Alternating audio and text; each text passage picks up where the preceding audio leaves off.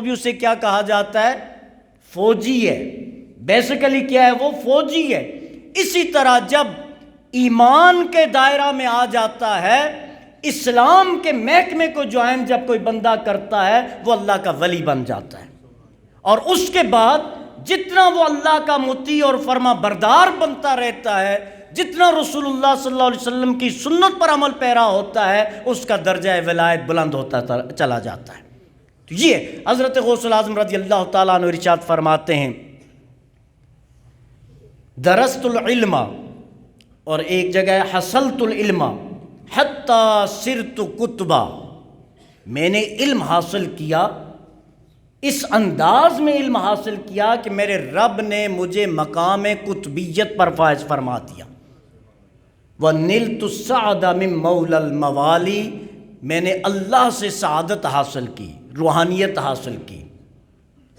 پھر فرماتے کہ جب علم اور سعادت ایک بندہ کے اندر جمع ہو جاتی ہیں، جب ایمان اور تقوی بندہ مومن کے اندر جمع ہو جاتا ہے، پھر کیا ہے؟ فرماتے نظرت الی بلاد اللہ جمع کخردلۃ علی حکم اتصالی، فرماتے میں اب اللہ کی کائنات کو اپنی ہتھیلی پہ یوں دیکھتا ہوں جس طرح رائی کا دانہ ہتھیلی پہ ہوتا ہے۔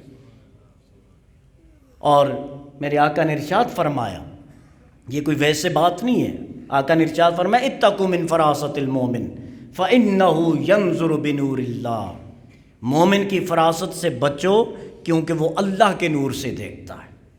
اور پھر حدیث قدسی ہے صحیح بخاری شریف کی، نبی اکرم صلی اللہ علیہ وسلم نے ارشاد فرمایا، اللہ تعالیٰ ارشاد فرماتا ہے یتقرب العبد الی بالنوافل، نوافل کے ذریعے بندہ میرے قریب ہوتا ہے، یہاں تک میں اس کی آنکھ بن جاتا ہوں جس سے وہ دیکھتا ہے، کان بن جاتا ہوں جن سے وہ سنتا ہے، ہاتھ بن جاتا ہوں جن سے وہ جو ہے وہ پکڑتا ہے، پاؤں بن جاتا ہوں جن سے وہ چلتا ہے۔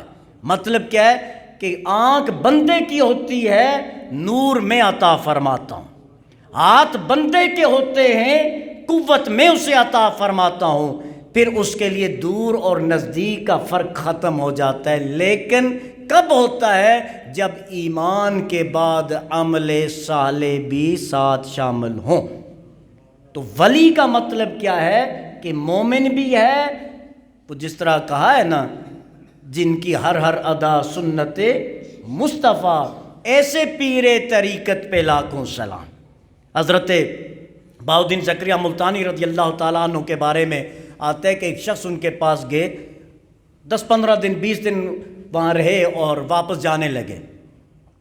جب واپس وہ شخص رخصت ہونے لگا تو حضرت بہاؤالدین زکریا ملتانی رحمۃ اللہ علیہ آپ فرمانے لگے کہ آپ آئے تھے، آنے کا مقصد نہیں بتایا اور واپس بھی جا رہے ہو۔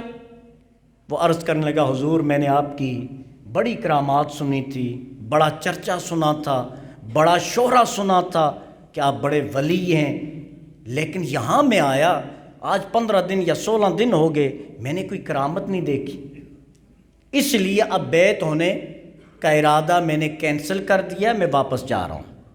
یہاں ایک بات عرض کر دوں کہ اس وقت کے مرید بھی سچے ہوتے تھے۔ آج کل ہم اس پیر کو ڈھونڈتے ہیں جس کا حکومت میں اثر رسوخ زیادہ ہو، ہم اس بندے کو تلاش کرتے ہیں جس کے پاس بڑے بڑے لوگ آتے ہوں، ہم اس بندے کو تلاش نہیں کرتے جہاں سے ہمیں تقوی اور روحانیت کا درس ملتا ہو۔ اور اپنے اللہ کو حاضر ناظر رکھ کے اپنے آپ سے سوال کریں، پیر کے پاس آخری دفعہ آپ اور ہم کب گئے تھے کہ ہمیں تقوی نصیب ہو جائے؟ کچھ یاد آتا ہے کہ آخری دفعہ اپنے پیر و مرشد کے پاس کب گئے تھے کہ مجھے روحانیت اور نورانیت ملے، مجھے تقوی ملے، میں آخرت کے لیے کیا کام کروں؟ یہ پوچھنے کب گئے تھے؟ اب مجھے پتہ ہے ہم یہ پوچھنے کے لیے بہت دفعہ گئے ہوں گے، بیٹا بیمار ہے دعا کریں، کاروبار نہیں چل رہا دعا کریں، ویزا نہیں لگ رہا دعا کریں، باہر جانا ہے دعا کریں، شادی نہیں ہو رہی دعا کریں، اس کے لیے تو گئے ہوں گے، لیکن اس کے لیے کب گئے تھے کہ میں اللہ کا بندہ بننا چاہتا ہوں، مجھے رستہ بتاؤ، میں رسول اللہ کا غلام بننا چاہتا ہوں، مجھے رستہ دکھاؤ؟ کسی کو یاد آتا ہے کب گئے تھے؟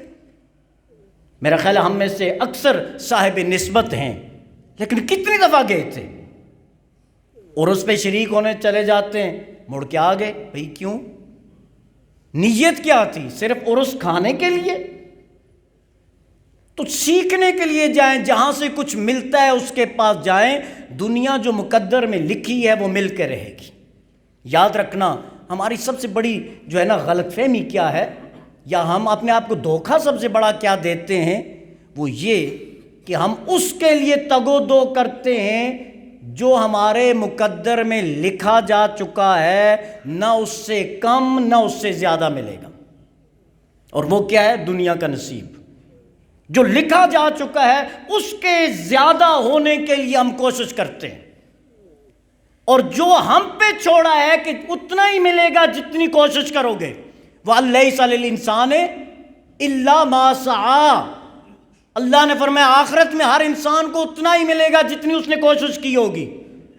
اب بتائیے، جہاں کوشش کرنی ہے وہاں کہتے ہیں جی اللہ کی مرضی، اللہ ہی جانے انجام کیا ہوگا، اور جہاں کوشش کی اتنی ضرورت نہیں، راتوں کو بھی جاگتے ہیں، دن کو بھی ڈسٹرب ہیں، حلال اور حرام کی تمیز بھی نہیں ہے، اور رشتہ داری اور تعلق بھی تمیز نہیں ہے، کس کے حق ہے اس کی بھی تمیز نہیں ہے، بس دنیا حاصل ہو۔ حالانکہ رب نے فرما دیا اتنا ہی ملے گا جتنا تمہارے نصیب میں لکھا ہوا ہے، اور جس کا فرمایا کہ اس کے لیے محنت کرو، جتنی محنت کرو گے اتنا عطا فرماؤں گا، وہ کیا ہے؟ آخرت ہے۔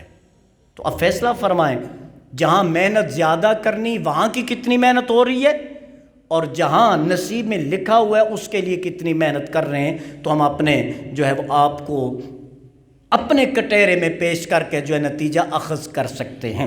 بلکہ میں آخری بات عرض کر دوں، تو اس شخص نے عرض کی جناب کوئی کرامت نہیں دیکھی، اگر کرامت دیکھ لیتا مرید ہو جاتا، کرامت دیکھی نہیں ہے، مرید نہیں ہونا، واپس جا رہا ہوں۔ تو آپ نے ارشاد فرمایا اچھا یہ 14-15 دن یا 16 دن یا جتنے دن یہاں رہے ہو، یہ بتاؤ میرا کوئی عمل رسول اللہ صلی اللہ علیہ وسلم کی سنت کے خلاف دیکھا ہے؟ میرا کوئی عمل رسول اللہ صلی اللہ علیہ وسلم کی سنت کے خلاف دیکھا ہے؟ عرض کرنے کا حضور نہیں، آپ کا تو ہر عمل رسول اللہ صلی اللہ علیہ وسلم کی سنت کے مطابق میں نے پایا ہے۔ فرمانے لگے اس سے بڑی کرامت اور کیا ہو سکتی ہے؟